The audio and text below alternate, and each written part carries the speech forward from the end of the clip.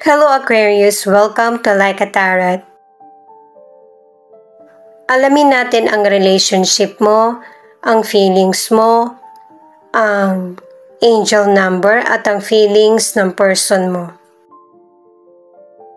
Angels and guides, please guide us. Ano ang reading para sa mga Aquarius?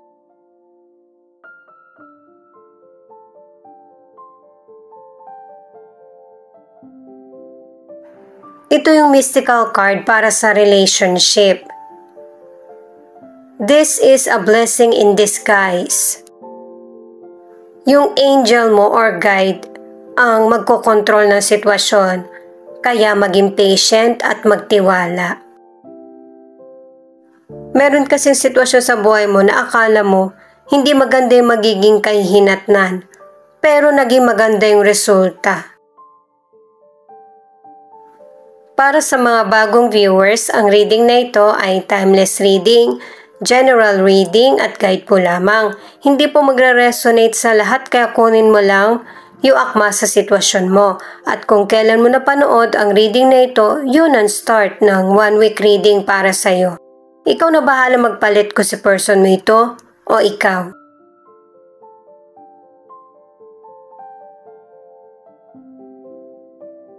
Queen of Swords, the Emperor at 6 of Wands. Ang ibig sabihin ng mga cards na ito na kung ano man yung nangyayari sa relationship or situation, ikaw yung charge. At gamitin mo yung isip mo at nararamdaman, ibalanse mo ito para magkaroon ka ng mabuting solusyon sa problems or situation. Sa career naman, kung merong person na nagsasabi sa'yo ng katotohanan patungkol sa trabaho mo, pakinggan mo siya para marami kang matutunan.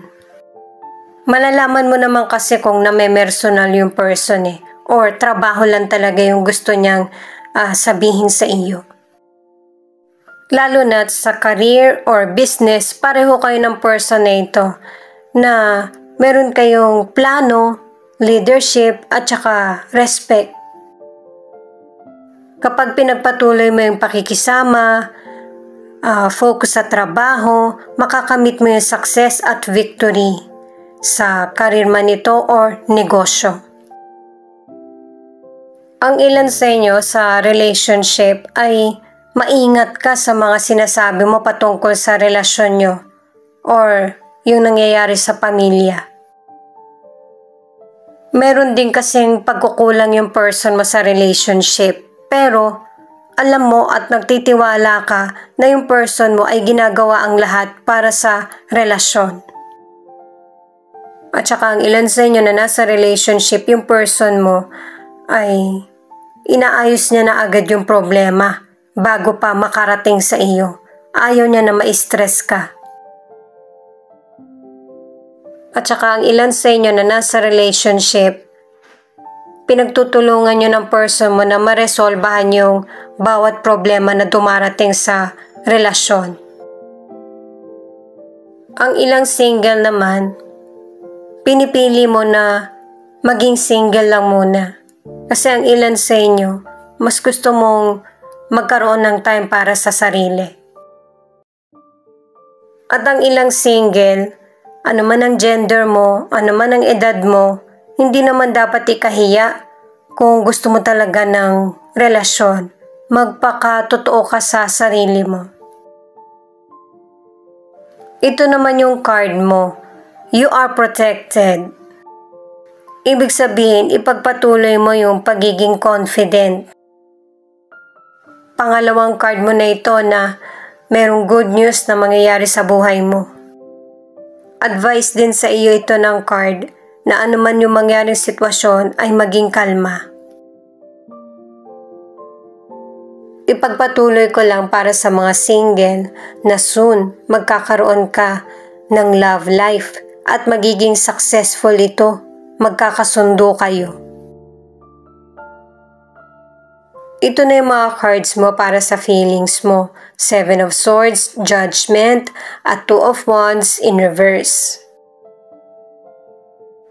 Itong mga cards mo ipinapakita na merong person na hindi totoo sa iyo.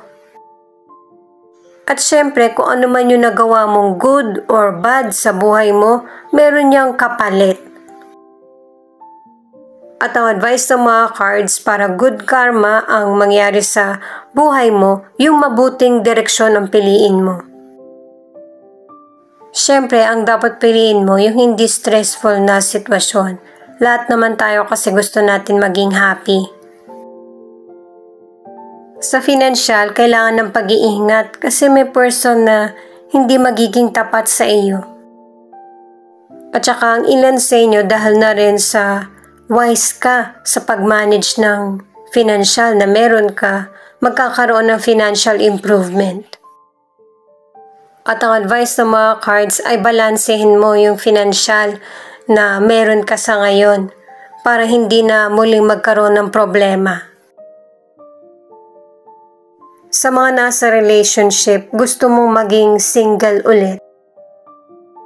Kasi ang ilan sa inyo na nasa relationship, nakadalawang cards ka na hindi nagiging maganda yung setup ng relasyon nyo.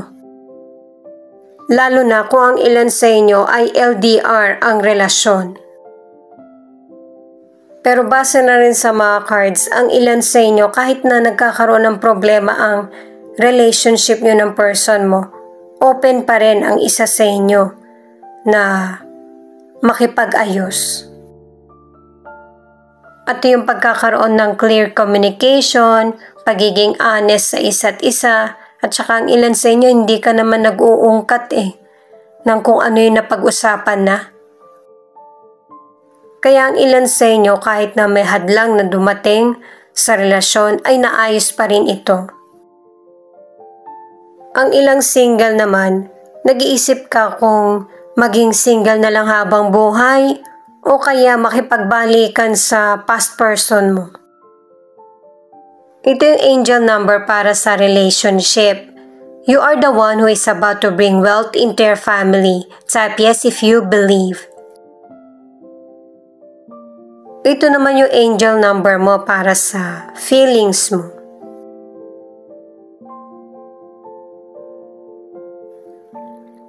Three is an alignment of the mind, body, and soul. Ito naman yung angel number ng person mo.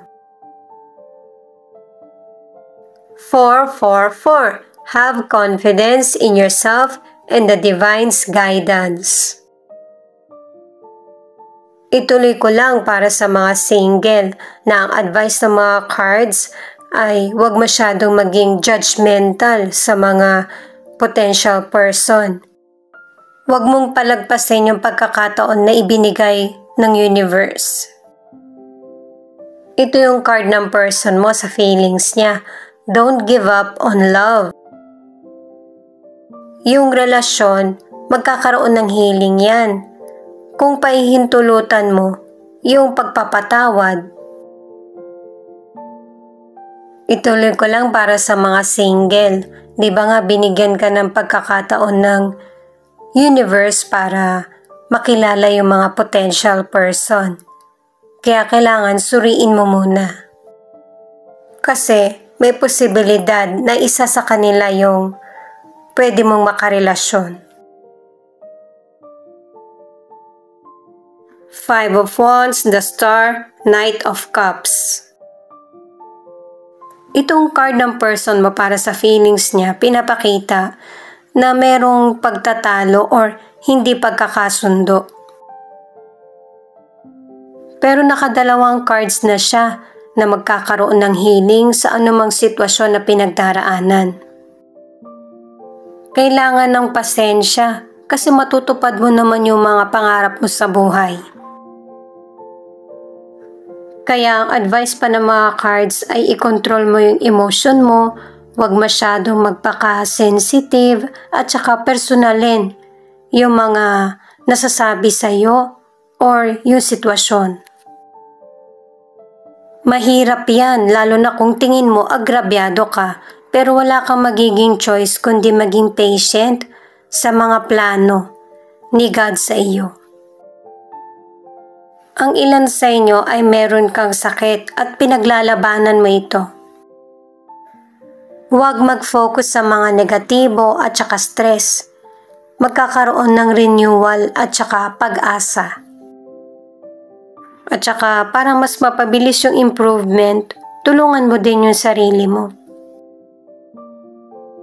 Ang ilan sa inyo na nasa relationship, may pagka-nagger yung person mo. At saka siya yung nagsisimula ng pagtatalo sa relasyon. At saka nakatatlong cards ka na huwag kang mawala ng pag-asa kasi yung relasyon nyo ay maayos din. Maging mahinahon para makuha mo yung atensyon ng person mo. Sa mga single, may mga potential person na nagkakagusto sa iyo. Timing naman na ready ka na para ma-in love. Pero ang ilang single, kahit na may person na nagpapakita ng interes sa iyo, iba yung gusto mo. Itong Five of Swords ay binibigyan ka ng advice na huwag kang masyadong lubos na dumepende or magtiwala sa person para hindi ka masasaktan or madidisappoint kapag merong hindi nasunod sa mga gusto mo. At saka mag-ingat din sa mga taong pinagkakatiwalaan. Itong Eight of Cups naman, nakadalawang cards ka na nagle-let go ka na sa mga negative or toxic na cycle na nangyayari sa buhay mo. Kasi base na rin sa card na ito, gusto mo makita ng ibang tao yung halaga mo. Itong Four of Swords naman, sa bagay pinakita naman ng Eight of Cups na nagpupursige ka na makalimot sa nakaraan. Pero dito sa card na ito, medyo nahihirapan ka sa process ng healing. Huwag mong pagdudahan ng sitwasyon or ang sarili. Maging open sa improvement. Kukuha pa ako ng isang card kasi tingin ko kulang eh. Thank you nga po pala guys sa mga nag-like, share, comment, and subscribe.